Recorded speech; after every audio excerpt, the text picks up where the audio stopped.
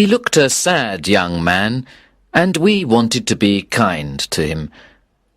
When he moved into the house next to ours, my wife, Janet, said, I think he's sad because he lives alone. I feel sorry for him.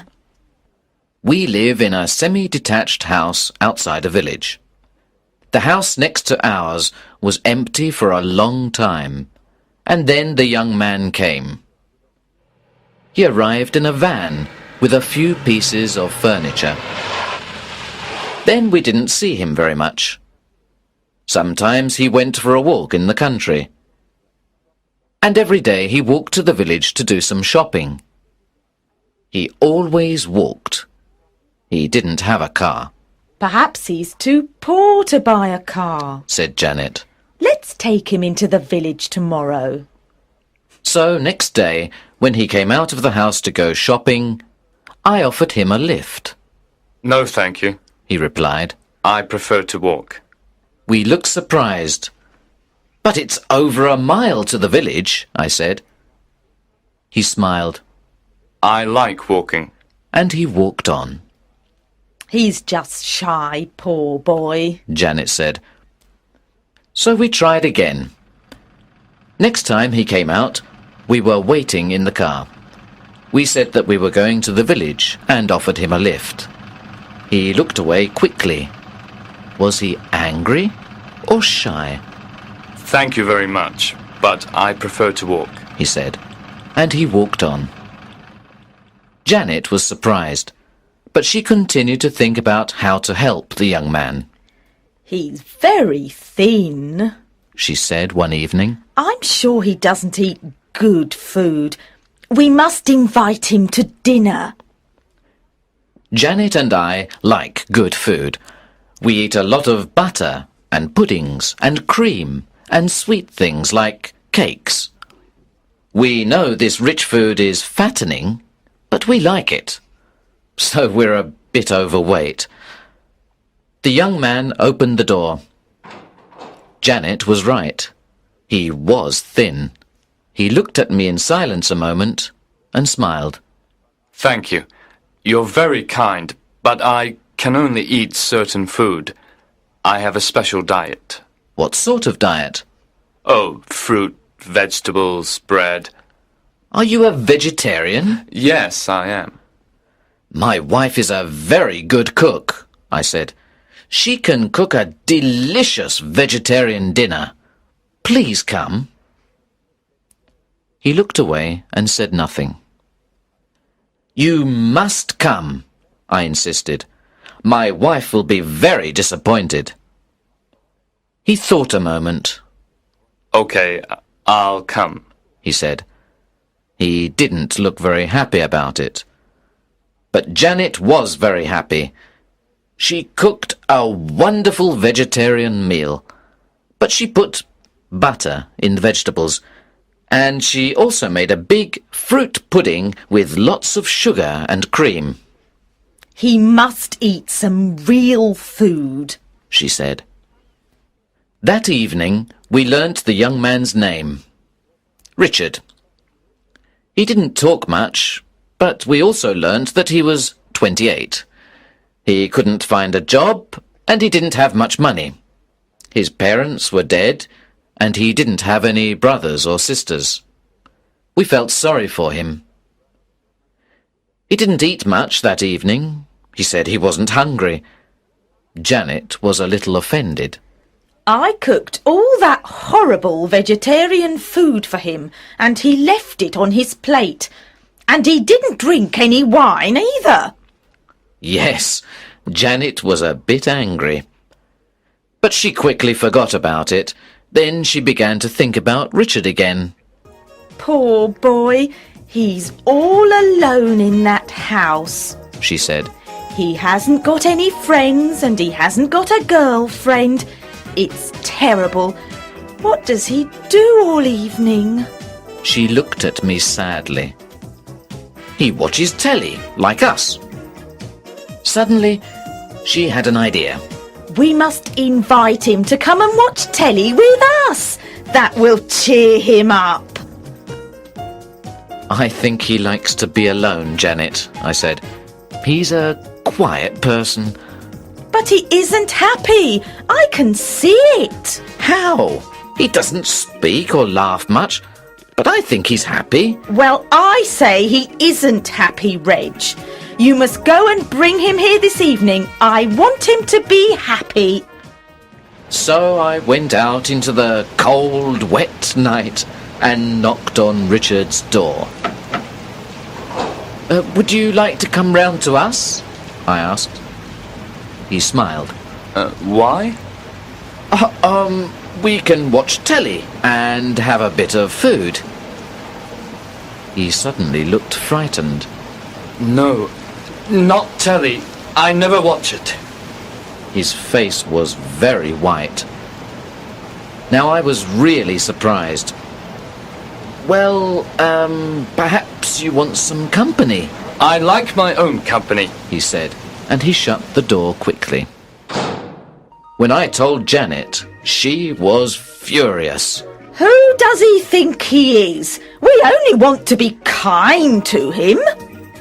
At 3 o'clock the next morning, she woke me up. Hey, Reg, wake up! I've got a great idea. She cried, a big, happy smile on her face. We'll have a big party with all our friends and relatives.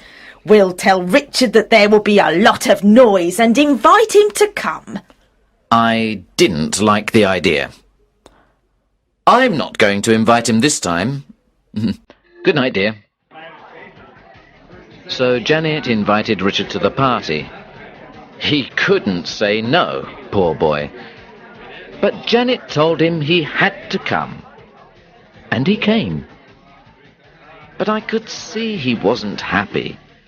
There was loud music and dancing, lots of delicious, fattening food, cigarette smoke, and bottles of alcoholic drink. Our friends and relatives are all very kind, and they pushed plates of food and glasses of drink in front of Richard's nose. And he couldn't say no. When I saw him about midnight, he looked terrible. His face was white with panic. People were shouting, singing, and dancing all around him. He couldn't escape. Then, about 15 minutes later, he wasn't there. Where's Richard? I asked Janet. Oh, he had to go, She replied. He said he wasn't feeling well. What a pity. He was enjoying the party so much. A few nights later, there was a knock at the door.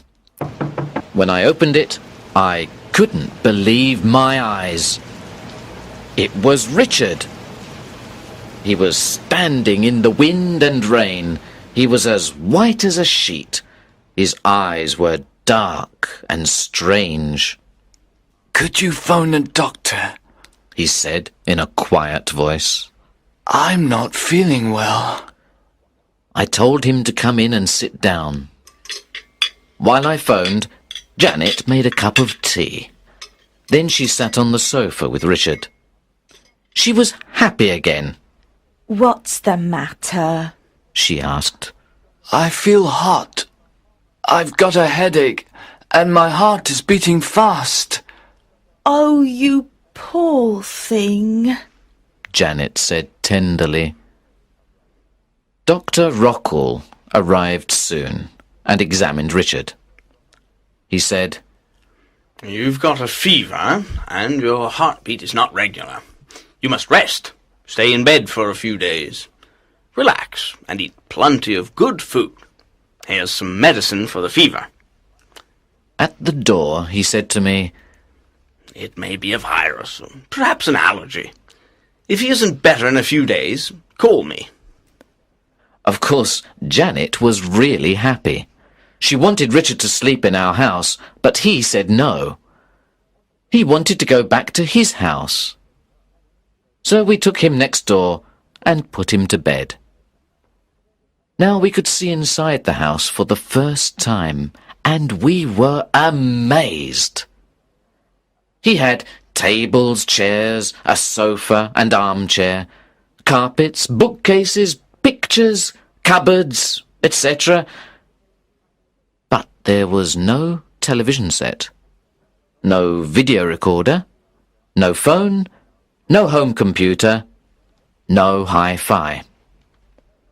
There was nothing modern, not even electric lights. He had big candles in all the rooms. He took the medicine and quickly fell asleep. I'm going to stay here and look after him, said Janet. Oh, look at this place. The poor boy hasn't got enough money to buy a telly. Let's get our old TV set. He can watch it in bed. But Janet, he doesn't like TV. But she wasn't listening to me. I knew why she was doing these strange things. We haven't got any children, and she wanted to give Richard all the kindness of a mother. When he woke up and saw the TV at the end of the bed, he looked frightened. He tried to move and speak, but he was weak. The doctor said you must rest, smiled Janet. So be a good boy. Relax and watch TV. There's a quiz show and then cartoons, then a comedy show, a soap opera and an old film. A thriller, I think. She made his pillow comfortable and pulled the bedclothes tight. He couldn't move. He stared at the TV with great frightened eyes, like a rabbit in front of a snake. Are you hungry, Richard? said Janet. He tried to move his head, but it was difficult. Good. You look so white and thin. You need some real food. Richard tried to shake his head. There was terror in his eyes. No, I won't listen to you, Richard. You're going to eat and eat and eat. Then you'll get big and strong. Janet cooked some cream of chicken soup and eggs and toast with lots of butter. Come on, don't be naughty, Richard. Open your mouth. That's right, eat up. And Janet began to push the food into his mouth. She stayed with Richard for 6 days and nights. She slept in the next room. She got a mobile phone for emergencies, but she called lots of friends and relatives and asked them to come and visit Richard. The phone was always ringing. People came and went, and it was very noisy. Then she got an old radio cassette player from our house, and Richard had to listen to music or radio programs. She even decided to hire a video recorder. Richard was Janet's prisoner. He did everything she wanted. For 6 days, he stayed in bed and watched TV and video films, or listened to loud music and the talk of visitors. His eyes were like glass. His face had no expression. He was like a zombie. Janet cooked him 3 big meals a day, and he began to get fat. But he didn't get better. After 10 days, he was very weak. He didn't move and he didn't speak. He only stared in front of him. Why doesn't he get better? Janet asked Dr. Rockall. It's strange. He looks better. He isn't thin and white now. Has he eaten well? Oh, yes. Lots and lots of good food. The fever has gone down, but his heart is still bad. I can't understand it. Look at his eyes. They look strange. Perhaps he's asleep. Oh, what shall we do, Doctor? Janet cried. Well, we can't take him to hospital. There aren't any free beds. We have to wait a few days. Perhaps I'll contact one of my colleagues in Germany. Call me if there's any change. There was a change. 2 days later, a man arrived at our house. He was tall and strong, with a great black beard and a red face. My name is Dr. Hans von Ruprecht, He said in a loud voice. He had a German accent. I am a good friend and colleague of Dr. Rockoll. He phoned me yesterday about the mysterious malady of his patient, Richard Jeffries. I had a patient in Germany with a similar malady. Is Mr. Jeffries getting better? No, I said. He's becoming a vegetable. A vegetable? Yes. Vegetables aren't very lively, are they? I replied. Do you know what's the matter with Richard? Not precisely. But if my analysis is correct, it may be a new illness that has appeared only in the 20th century. We don't know much about it, but we have found that emissions from electronic objects like televisions, computers, videos, hi-fis, etc. probably cause it. It seems that the waves from these machines are not good for the brain and nerves.